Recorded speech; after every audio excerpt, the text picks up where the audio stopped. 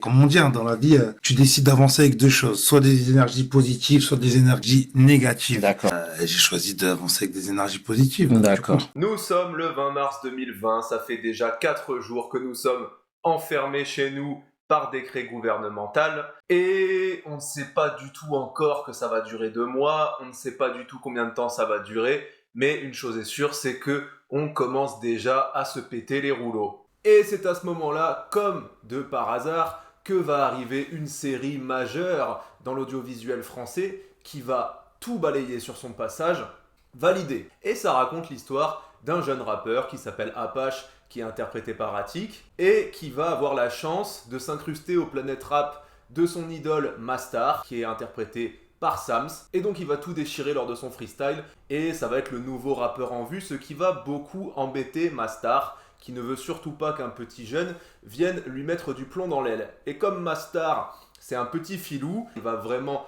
tout faire pour détruire sa carrière. C'est une série que moi j'ai beaucoup appréciée, comme des millions de Français, et donc je m'intéresse un petit peu au casting, et donc je vais sur Wikipédia regarder qui est qui, et quelle n'est pas ma surprise de constater que Sams est originaire de Bordeaux. Bonjour, c'est Renaud pour Arrête ta flûte et aujourd'hui je vais vous avouer un point majeur de ma vie. Oui, je suis originaire de Bordeaux. Rien à foutre. Et donc ça a été une bonne surprise pour moi quand je me suis aperçu que Sams venait de Bordeaux parce que jusqu'alors j'avais un peu en tête que personne ne représentait vraiment notre ville au niveau national. Voilà, il y avait des rappeurs de Toulouse qui arrivaient à péter, il y avait des rappeurs de Lille, mais pour Bordeaux, il n'y avait pas vraiment de gens pour nous représenter et je m'étais un peu fait à cette idée. Donc quand je me suis aperçu que Sams, un des grands noms de la série Validé, était un rappeur originaire de Bordeaux et qu'en plus il venait de Florac-Dravemont, à savoir un quartier que je remets très bien, ça faisait plaisir et ça m'a poussé à me renseigner un peu plus sur ce personnage et je n'ai pas été déçu du voyage. Cette histoire rocambolesque de Sams qui se situe entre le foot, le rap, le cinéma et plein d'autres choses encore, cette histoire qui est faite de défaites et à la fin d'une grande victoire, cette histoire incroyable, je m'en vais vous la conter maintenant. Moussa Mansali naît donc à Bordeaux le 9 novembre 1983, ce qui fait donc de lui un scorpion, tout comme moi. Si vous voulez lui souhaiter un joyeux anniversaire dans les commentaires, ainsi qu'à moi par la même occasion, faites comme chez vous, voilà, si ça arrête ta flûte, on est totalement à l'aise. Donc, Moussa Mansali grandit au quartier Florac-Dravemont, rive droite de Bordeaux, sur les hauteurs de la ville. Et il n'a pas que le rap comme passion dans sa vie, il a également le football. Comme beaucoup de jeunes dans son quartier, il va jouer à l'âge de 13 ans dans le club local de la ville. Et il va se débrouiller pas trop mal et à un moment donné, il va affronter le club de Senon, qui est la ville voisine. Et le club de Senon, qui est très très en vogue à cette époque-là, va vouloir le prendre. Et donc ils vont le prendre comme joueur. Et c'est là qu'il va commencer un petit peu ses débuts. Il va rencontrer des gloires locales telles que Mathieu Valbuena. Archi fort, archi technique. Mathieu Valbuena, on connaissait quoi. Son père va lui mettre une punition.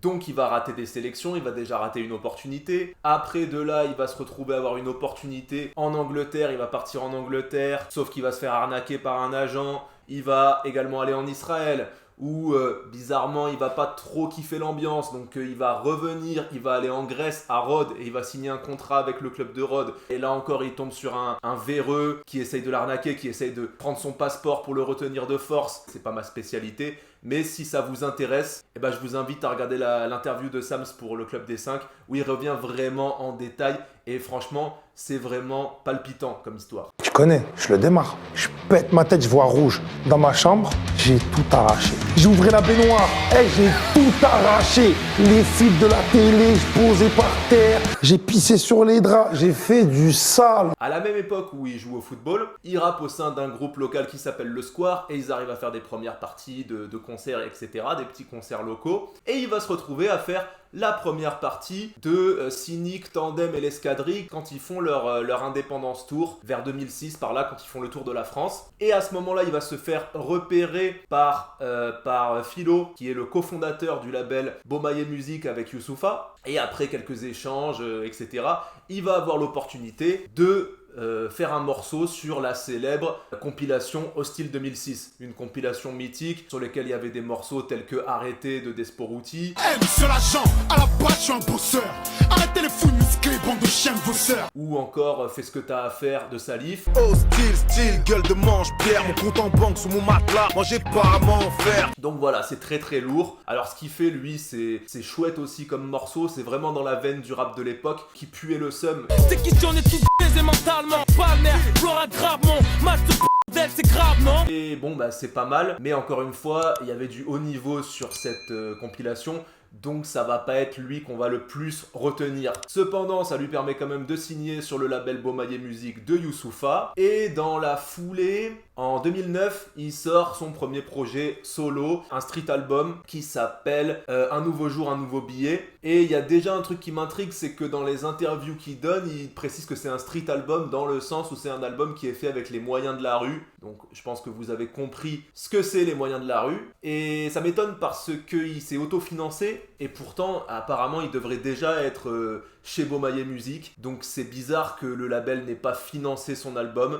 Est-ce que c'est un projet parallèle? Est-ce qu'il était encore juste affilié? Voilà, je ne sais pas. Quoi qu'il en soit, il y a déjà Youssoupha sur ce projet. Voilà, c'est un projet qui fait pas vraiment parler de lui. Mais en tout cas, il dédicace beaucoup la ville de Bordeaux. Bordeaux, j'habite Bordeaux, je viens de Bordeaux. Son quartier Florac-Dravemont. Florac-Dravemont, Florac-Dravemont. Pour ma part, c'est Florac-Dravemont. Quand je vous dis qu'avec Sams, tout se passe en parallèle, dans ces mêmes années là, il y a les émeutes de 2005 qui ont touché toute la France. Et ben, le quartier de Florac-Dravemont fait exception à la règle, puisqu'apparemment, les grands disent aux petits de pas mettre le dawa parce que ça serait nocif pour les petites affaires. Et donc le quartier se tient plutôt tranquille et Sams avec des potes ils en profitent pour créer un collectif, cette fois pas un collectif de rap, un collectif audiovisuel qui s'appelle En attendant demain. Et justement, ils vont tourner des épisodes d'une mini-série, des très courts épisodes de 2 minutes, une série qui s'appelle En attendant demain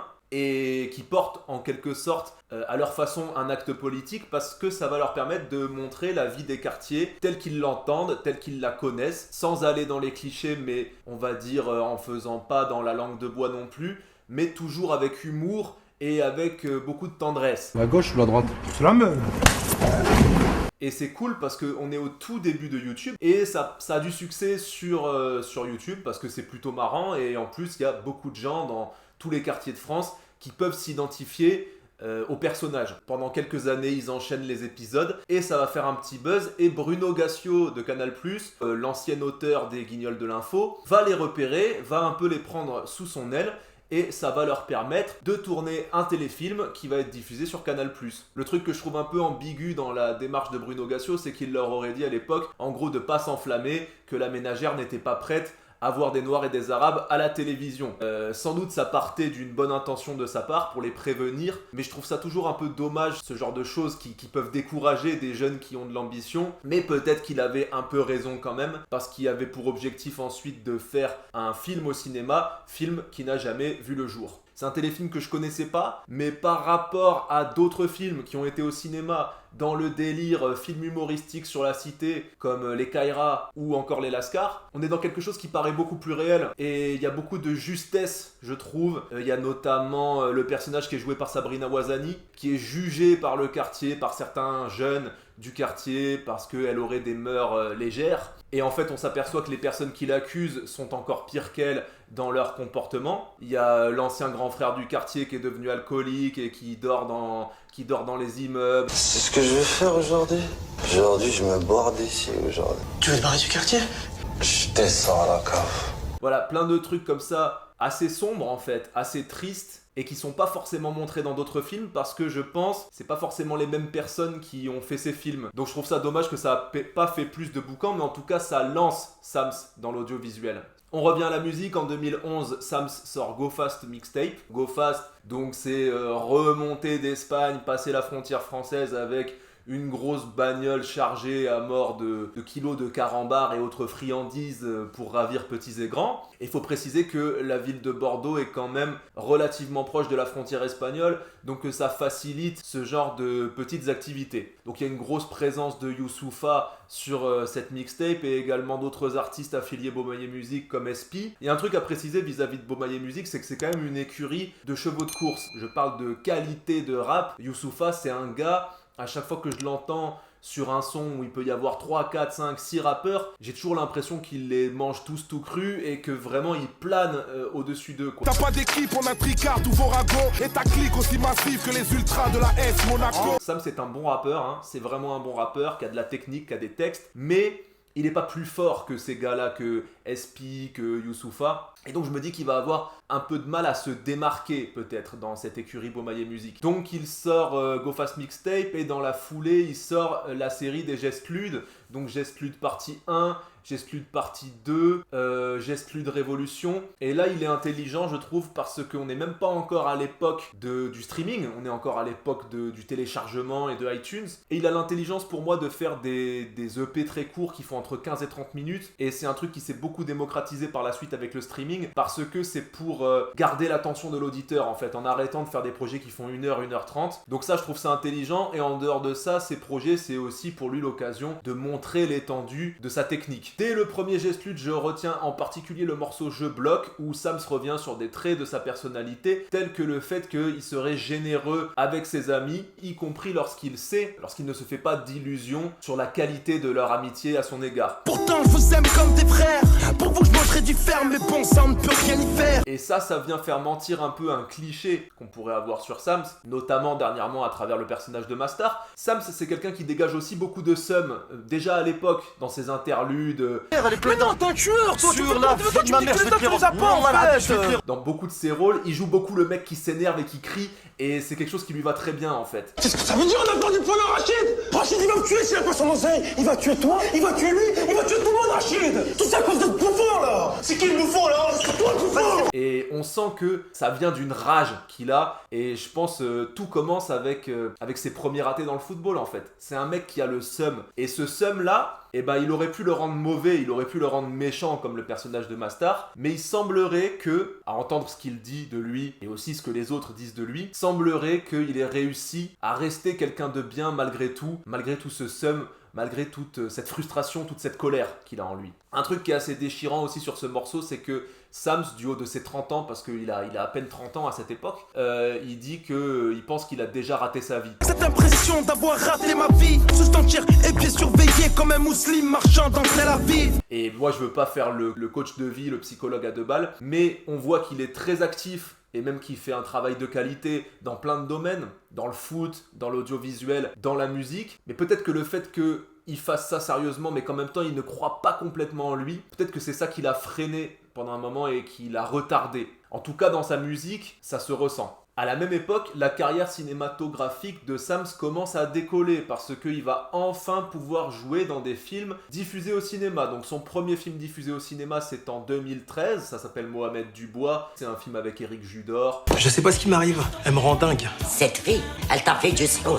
Ça a pas l'air d'être un film de ouf et il joue pas un grand rôle dedans, mais en tout cas ça lui met le pied à l'étrier. Il enchaîne en 2014, il joue dans 3-4 films je crois, il joue dans Les Rayures du Zèbre avec Benoît Poulvord. Je crois que je suis enceinte. Qui te dit que c'est moi? Je suis pas le premier à visiter la grotte quand même, hein. T'as reconnu un petit spermatozoïde avec une moustache? Pareil, ça a pas l'air ouf, mais bon, il y a Benoît Poulvord dedans, donc j'aimerais bien le voir aussi. Il joue, important aussi, il joue dans Qui vive avec Reda Kateb et Adèle Exarchopoulos. Tu te fous de ma gueule? J'étais ton pote, tu m'as rien dit. Et là, ça commence à prendre du galon. Là, il commence à avoir un rôle un peu plus important. Et le film est même sélectionné pour le Festival de Cannes. Et d'ailleurs, Sams a dit en interview qu'il avait gardé une certaine rancune vis-à-vis des médias rap qui n'ont pas parlé, selon lui, de cet événement, à savoir un rappeur au Festival de Cannes. C'est chaud de faire ça quand même, en tant que rappeur, etc. Puis je vois, dans les médias rap, rien du tout. On s'en bat les... Durant l'année 2015, il va faire une petite pause dans sa carrière d'acteur. Et pour cause, il va sortir son premier album solo, Dieu est grand. Dieu est grand sort en fin d'année 2015, en octobre 2015 pour être précis, et c'est sans doute qu'un détail, mais on sait que la France a un passif assez lourd avec la religion en général, et en plus 2015 c'est une année lourde d'événements dramatiques tels que voilà, Charlie Hebdo, le Bataclan, vous connaissez. Donc à partir de là, appeler son album Dieu est grand n'était peut-être pas le meilleur move d'un point de vue strictement commercial. Hein. Je parle uniquement commercialement. Moi, le titre Dieu est grand, je le comprends très bien. C'est un titre qui me parle à titre personnel sans être très religieux. Et je comprends ce que ça veut dire. C'est-à-dire que pour moi, dire Dieu est grand pour quelqu'un de croyant, c'est comme pour quelqu'un d'athée dire... Et je dis merci à la vie, je lui dis merci, je chante la vie, je danse la vie. Je ne suis qu'amour. Parce que malgré les embûches, malgré toutes les galères, tu finis par sortir la tête de l'eau et tu te rends compte que la vie n'en est que plus belle. Et Sams, au vu de tous ses déboires, eh ben, c'est le mieux placé pour utiliser ce titre et ça ne le rend que plus beau. Pourquoi ce titre? Parce que c'est un constat de vie. En fait, c'est par rapport à plein d'événements qui me sont arrivés, négatifs comme positifs, qui fait que j'ai eu ce constat qui est celui-là. Mais c'est en aucun cas un album religieux. En plus de ça, 2015... c'est la grande année où il y a plein de rappeurs qui pètent, plein de rappeurs très talentueux et avec une direction artistique très claire. Des PNL, des Nekfeu, des Big Flo et Oli aussi, des SCH, plein de rappeurs. Et c'est une année super pour les auditeurs, mais c'est sans doute une année qui a dû être assez cauchemardesque aussi pour pas mal de rappeurs qui galéraient déjà un peu à se faire connaître et qui là ont vu un tsunami de concurrence les noyer quoi. C'est aussi l'année où pour moi c'est l'apogée d'une polarisation un peu bête et méchante du rap, à savoir qu'il y avait les gros musclés qui font de la trappe et qui parlent que de trafic et d'armes à feu et de choses comme ça. Il y a entre guillemets les rappeurs conscients et il y a ce qu'on va appeler le rap de Yankee, le rap de blanc quoi. Et c'est pas trop possible d'être dans la nuance. Et le problème de Sams, c'est sans doute qu'il est dans la nuance. Il est dans aucune de ces trois catégories-là. Quelque part, il est dans toutes les catégories à la fois. Mais en plus de ça, et ça c'est triste, mais comme on est dans le règne de l'image, et ça il va le comprendre et l'exploiter par la suite, un grand noir costaud, sourcils froncés comme Sams, on l'imagine plus faire du Caris ou du Booba que raconter sa vie et faire quelque chose de plus poétique. Et pourtant c'est ce qu'il va faire. En fait il va faire un peu de tout ça. C'est-à-dire que lui il dit qu'il fait du rap de vie. Ce que j'apprécie particulièrement avec son rap, c'est qu'il ne triche pas. Il y a des rappeurs, tu écoutes leur album en entier, à la fin tu n'en sais pas plus sur leur vie qu'au début parce qu'ils vont te parler que de garces, de voitures, d'armes à feu et en fait c'est un film. Et en plus tu as l'impression d'écouter le même film 10, 20, 30 fois. Et Sams ne triche pas, il va te parler de ses thèmes un peu crus et hardcore, mais il va te parler de sa vraie vie et ça se ressent. Et comme en plus de ça, il a déjà 32 ans quand l'album sort, et ben ça fait qu'il a encore plus de choses à raconter. Et ça fait la richesse, toute la richesse du projet. Il ramène le storytelling. Et malheureusement, cette année-là, il y avait aussi Big Flo et Oli, qui sont des grands MC avant d'être des rappeurs pour enfants, ce qui pour le coup leur a rapporté beaucoup d'argent, et qui font un très bon storytelling. Mais Sams, du coup, eh ben dans tout ça, il peine peut-être à trouver son public. Quoi qu'il en soit, il y a l'excellent morceau FFF pour Fuck le Foot Frère, où il revient vraiment sur tous ses déboires dans le foot et qui est pour moi son chef-d'œuvre absolu, qui est très touchant. Honnêtement, tu peux sentir la peine de ce petit enfant qu'il a encore en lui, qui a vu ses rêves brisés, et ça touche. Il y a la magnifique punchline en début et en fin de morceau qui est attribuée à sa mère. Si tous les rêves se réalisaient, la terre serait un énorme terrain de foot. Donc vraiment, Fuck le Foot Frère, allez l'écouter, allez regarder le clip si c'est pas encore fait. Dans les morceaux que je retiendrai, on a Teranga, qui parle du Sénégal et qui a un très beau morceau à thème sur le Sénégal avec un très beau sample. Très beau clip au Sénégal et très beau morceau à thème sur hommage à la terre d'origine de Sams. Après ça, Sams joue immédiatement dans son premier gros rôle au cinéma, son premier vrai film aussi bien à succès critique qu'à succès commercial, la comédie dramatique Patient de Grand Corps Malade qui revient justement un peu sur la vie de Grand Corps Malade, à savoir qu'il a été hospitalisé jeune et qu'il a été handicapé suite à un accident, et Sams joue le rôle d'un des handicapés à l'intérieur du centre. Tu peux me passer le sel? Tiens. Ah, je m'en fous de ma gueule. C'est bonne ambiance. Bande de tétra, va. Au passage, dans la foulée, il joue dans le film La Surface de Réparation qui parle de foot, donc ça a dû lui être assez familier. Et il y a Franck Gastambide qui joue le rôle principal dans ce film. Qu'est-ce que tu fous avec un tocard pareil? Pourquoi t'es jamais allé tenter ta chance ailleurs? C'est ma ville, c'est mon club. Et là, il faut un peu préciser un truc, c'est que il rencontre Franck Gastambide dans le milieu cinématographique, mais que Franck Gastambide, c'est également le compagnon de Sabrina Ouazani, que Sams connaît depuis des années, avec qui il a joué plusieurs fois et qui est devenu très proche de lui. La première fois que je rencontre Franck, c'était par le biais de Sabrina Ouazani, sa compagne, parce que c'est une amie, c'est comme ma sœur. Moi, la première fois que j'ai tourné un film, c'était avec elle, tu vois. Je précise également que dans ces années-là, qu'il est très connu dans le milieu musical et sa plume, si elle n'est pas forcément reconnue de beaucoup d'auditeurs, est reconnue dans le milieu musical et qu'on fait de plus en plus appel à lui pour écrire. Et si vous ne le saviez pas, le méga tube Bazardé, qui est sorti en 2016 par Que Black, elle est bazardée. a été écrit par Sams, avec les retombées financières qu'on imagine pour lui avec la SACEM.